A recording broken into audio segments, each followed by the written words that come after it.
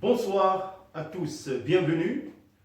Dans cette capsule, nous allons aborder un autre chapitre de chimie pour le programme SVT et PC.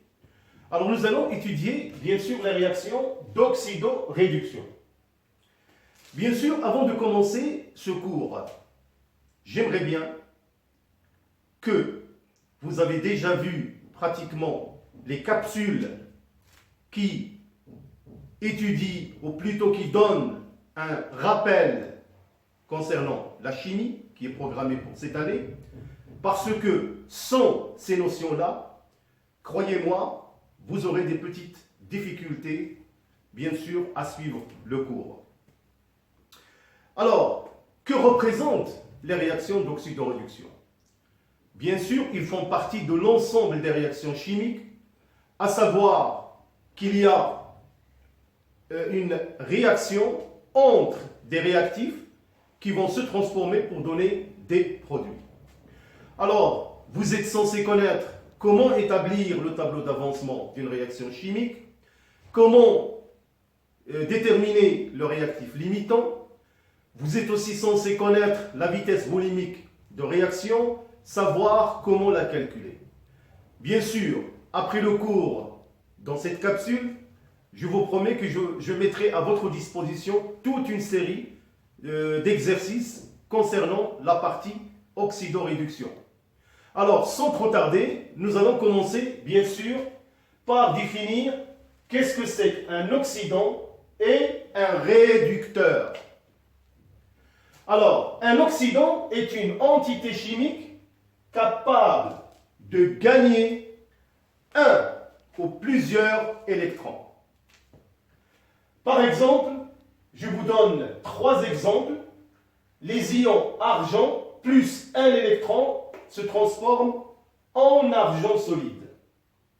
La réaction 2, les ions cuivriques Cu2+, plus 2 électrons se transforment en cuivre. Les ions aluminium 3+, plus 3 électrons se transforment en aluminium. Ce qui prouve encore une fois que Ag+, Cu2+, Al3+, sont bien des oxydants. Alors, pour un réducteur est une espèce chimique capable de perdre un ou plusieurs électrons. Là, je vous ai donné juste un exemple. Le zinc peut se transformer en ion zinc Zn2+. Là, il a perdu 2 électrons. Alors, déjà, vous avez une idée maintenant que dans les réactions d'oxydoréduction, il y a le transfert d'électrons entre 2 espèces chimiques que nous allons définir tout de suite.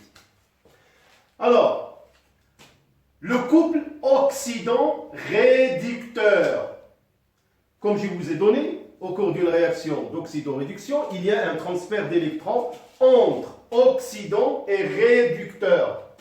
Alors, on le note OX-RED. Alors, pour les réactions que nous avons déjà vues, alors les réactions Ag+, Cu2+, Al3+, alors les couples oxydant-réducteurs seront, pour la réaction 1, c'est Ag+, Ag solide. Pour la réaction 2, Cu2+, Aq, Cu solide. Pour la réaction 3, aluminium 3+, aluminium solide. Notez, à tout couple oxydant-réducteur, on associe la demi-équation. La demi-équation électronique d'oxydoréduction qu'on peut noter comme suite. Ox plus N électrons donne le réducteur. Donc, c'est la demi-équation électronique.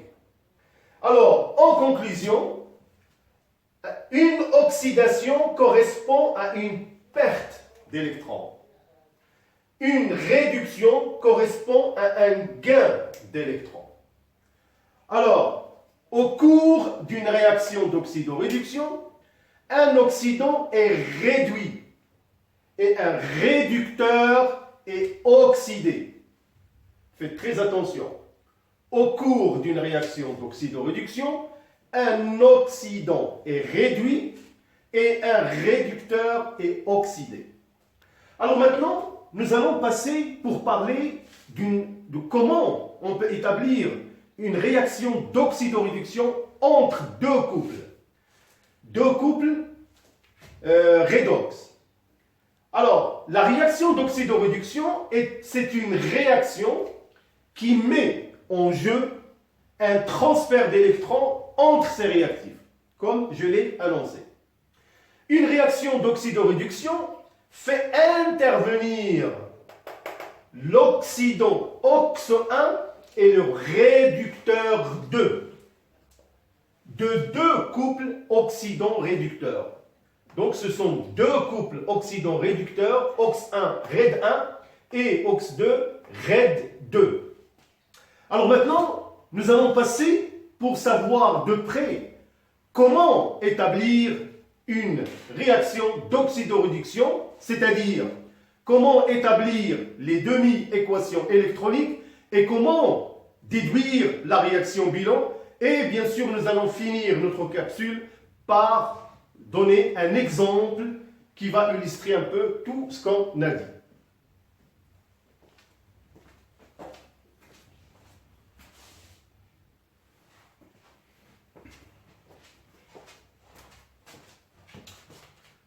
Alors maintenant, nous allons bien sûr répondre à la question suivante. Comment établir la réaction bilan? Alors, soit deux couples redox, OX1, RED1 et OX2, RED2. Alors, on établit les deux demi-réactions électroniques. Alors, pour le premier couple redox, OX1 plus N1 électrons donne le réducteur 1. Alors, pour le couple redox X2, RED2, on a RED2, il va être oxydé pour donner OX2 plus N2 électrons. Alors, bien sûr, pour établir la réaction bilan, il faut qu'on mette en commun un certain nombre d'électrons égal entre les deux couples redox. Alors, pour cette raison, la première demi-équation électronique, je la multiplie par N2, la seconde par N1. Alors, j'ajoute membre à membre les deux demi-équations électroniques pour obtenir la réaction bilan qui est la suivante. N2 OX1 plus N1 RED2 donne N2 RED1 plus N1 OX2. Voilà, mes chers élèves, la réaction bilan, pour qu'il soit établi, il faut respecter certaines règles. Alors, pour établir la réaction bilan, on doit respecter les règles suivantes. Conservation des éléments chimiques. Alors, je tiens ici encore à préciser, il n'y a pas conservation de masse. Revenez aux vidéos précédentes et vous allez voir pourquoi il n'y a pas conservation de masse au cours d'une réaction chimique. Alors, on peut opérer dans un milieu acide ou basique. Comment expliquer cela? Alors, tout simplement, dans une réaction oxydoréduction, on va faire apparaître soit des protons H+, cela veut dire tout simplement que le milieu réactionnel nécessite l'intervention ou travailler dans un milieu acide, ou l'apparition des ions hydroxyde HO-, c'est-à-dire il faut travailler dans un milieu basique. Bien sûr, il y a aussi la conservation de la charge. Donc, ce sont pratiquement les trois étapes à connaître, je dirais par cœur, et savoir les appliquer au cours d'une réaction d'oxydoréduction, si vous voulez l'établir. Alors là, je vais donner un exemple. Là, j'ai deux couples redox, le premier et le deuxième. Nous allons seulement procéder dans un premier temps d'établir les deux demi-équations électroniques pour le MnO4 Mn2+. Là, voilà, la demi-équation électronique.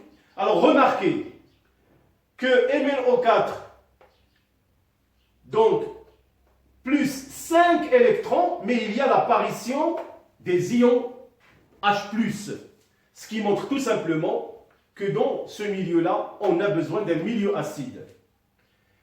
Alors, parfois, vous voyez que MnO4, du côté du Mn, il n'y a pas d'atome d'oxygène.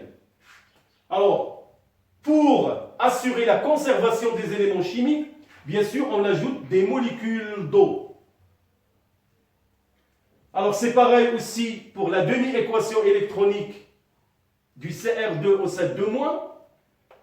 Vous pouvez remarquer qu'il y a un certain nombre d'électrons qu'il a acceptés, qu'il a gagnés, mais on opère aussi dans un milieu acide. Alors maintenant, nous allons faire un petit exemple entre deux couples redox pour établir les deux demi-équations électroniques et la réaction bilan. Alors, soit les deux couples redox H2O2, donc aqueux, liquide, alors gaz, aqueux. Alors H2O2, on l'appelle l'eau oxygénée ou le peroxyde. Alors, montrer que l'eau oxygénée se dissocie selon cette réaction que nous allons établir. C'est-à-dire, on va établir les deux demi-équations électroniques et la réaction bilan.